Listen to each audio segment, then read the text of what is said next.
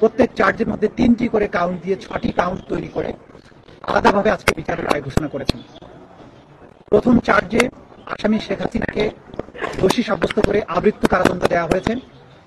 দ্বিতীয় চার্জে আসামি শেখ হাসিনাকে দোষী সাব্যস্ত করে মানবতা বিরোধী অপরাধের দায়ে 2024 সালের জুলাই অভ্যুত্থান চলাকালে বাংলাদেশে ছাত্র জনতাকে লিথাল ওয়েপন, হেলিকপ্টার, ড্রোন ব্যবহারের মাধ্যমে নিষ্ঠুরতম পন্থায় 1400-র মতো ছাত্র জনতাকে হত্যা ও 25,000-এর বেশি ছাত্র জনতাকে আহত করার দায়ে, মোর স্পেসিফিক্যালি আশুলিয়াতে 6 জনকে হত্যা করে পুড়িয়ে দেয়া, চানখারপুলে 6 জনকে হত্যা করার মাধ্যমে যে অপরাধ করেছেন সেটার দায়ে তাকে দোষী সাব্যস্ত করে মৃত্যুদণ্ড প্রদান করেছেন। অপর আসামি আসাদুজ্জামান খান কামালকে 2টো কাউন্টেই দোষী সাব্যস্ত করে তাকে মৃত্যুদণ্ড প্রদান করেছেন। আসামি চৌধুরী আব্দুল্লাহ আল মামুন সাহেবকে সবগুলো কাউন্টেই দোষী সাব্যস্ত করা হলেও তিনি যেহেতু রাজসাক্ষী হিসাবে আদালতে মামলার ভেতরের সবচাইতে গুরুত্বপূর্ণ ইভেন্টগুলো সাক্ষী হিসাবে আদালতের সামনে তুলে ধরেছেন, আদালতকে সত্য উদ্ঘাটনে সাহায্য করেছেন, সেই জন্য তাকে তার ব্যাপারে আদালত লিনিয়েন্ট ভিউ নিয়ে তাকে 5 বছরের কারাদণ্ড দিয়েছেন, যদিও তাকে সকল কাউন্টেই দোষী সাব্যস্ত করা হয়েছে।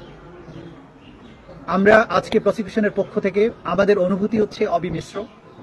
আমরা কারো মৃত্যুদণ্ডে আনন্দিত যেমন নই, তেমনি ভাবে এই বাংলাদেশে যেভাবে রাষ্ট্রের শাসক হয়ে দেশের নাগরিক, বিশেষ করে তরুণ ছাত্র জনতার রক্তে পা ভিজিয়েছিলেন, তার বিচারের মাধ্যমে তাকে যে দণ্ড দেওয়া হয়েছে, আমরা বিশ্বাস করি এই দণ্ড প্রদানের মাধ্যমে ইতিহাসের একটি অধ্যায়ের মীমাংসা হয়েছে এবং এই জাতির ন্যায় বিচারের প্রতি যে তৃষ্ণা, ন্যায় বিচারের জন্য, জাস্টিসের জন্য জাতির যে কোয়েস্ট, সেটি আজকে সম্পন্ন হয়েছে।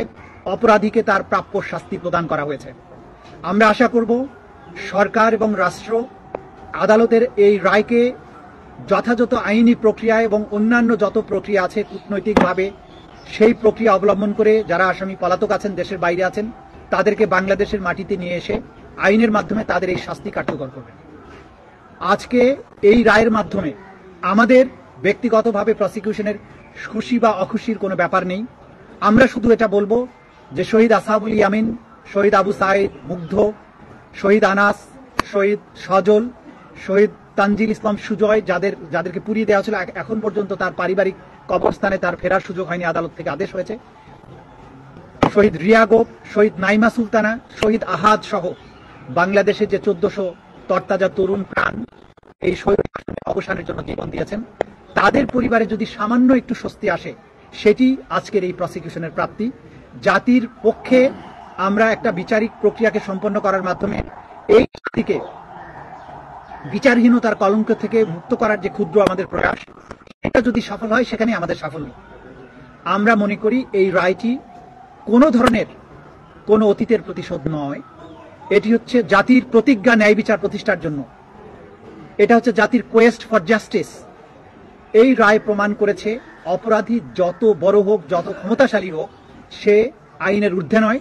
এবং বাংলাদেশ এমন একটি রাষ্ট্র যেখানে যত বড় অপরাধী হোক তার অপরাধের জন্য তাকে জবাবদিহিতার মুখোমুখি হতে হবে এবং তার প্রাপ্য শাস্তি পেতে হবে।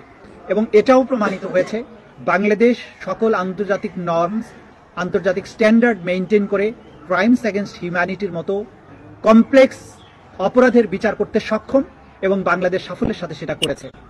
আমরা এটাও একই সাথে বলতে চাই যে কোয়ালিটি অফ এভিডেন্স এখানে দেখানো হয়েছে, যে ধরনের সাক্ষ্য প্রমাণ এই আদালতে উপস্থাপিত হয়েছে, বিশ্বের যে কোনো আদালতের স্ট্যান্ডার্ডে এই সাক্ষ্য প্রমাণগুলো উতরে যাবে এবং পৃথিবীর যে কোনো আদালতে এই সাক্ষ্য প্রমাণ উপস্থাপন করা হলে আজকে যেসব আসামিকে শাস্তি প্রদান করা হয়েছে তারা প্রত্যেকেই একই শাস্তি প্রাপ্ত হবে। আমরা আজকের এই রায় প্রক্রিয়া সমাপ্ত হওয়ার মাধ্যমে আমাদের একটা দীর্ঘ আইনি লড়াইয়ের সমাপ্তি হয়েছে, যদিও আরো অনেকগুলো মামলা বিচারাধীন রয়েছে। যারা এই মামলাকে আজকের দিন পর্যন্ত নিয়ে আসার ব্যাপারে যারা ভূমিকা পালন করেছিলেন, বিশেষ করে আমাদের ভিকটিম পরিবার, তারা তথ্য দিয়েছেন, আহতরা, সাক্ষীরা তারা আদালতে এসে কষ্ট করে সাক্ষী দিয়েছেন, প্রসিকিউশনের বিজ্ঞ প্রসিকিউটররা যারা আমাকে এই মামলা পরিচালনায় সাহায্য করেছেন, তদন্ত সংস্থা যারা বাংলাদেশের 56,000 বর্গ মাইলের বিভিন্ন জায়গা থেকে এভিডেন্সগুলো কালেক্ট করেছেন, বাংলাদেশের আপামর জনগণ যারা এই বিচারের জন্য প্রসিকিউশন টিমকে সমর্থন জুগিয়েছেন, সাক্ষ্য প্রমাণ আমাদেরকে সংগ্রহ করার ব্যাপারে সাহায্য করেছেন, সকলের প্রতি প্রসিকিউশনের পক্ষ থেকে আমরা গভীর কৃতজ্ঞতা জানাচ্ছি। সবশেষে শহীদ পরিবার, যাদের ক্ষতি কোনো কিছু দিয়ে পূরণ হবে না, তাদের সামনে অন্তত একটা ন্যায় বিচারের দৃষ্টান্ত স্থাপন করতে পেরেছি। এই জন্য তাদের প্রতি কৃতজ্ঞতা জানিয়ে আপনাদের সবাইকে ধন্যবাদ দিয়ে আমার কথা শেষ করছি।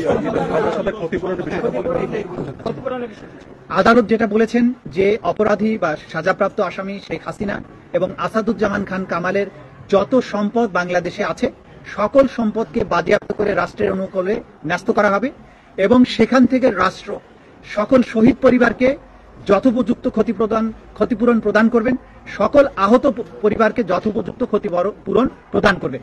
এটা হচ্ছে ক্ষতিপূরণের ব্যাপারে আদেশ।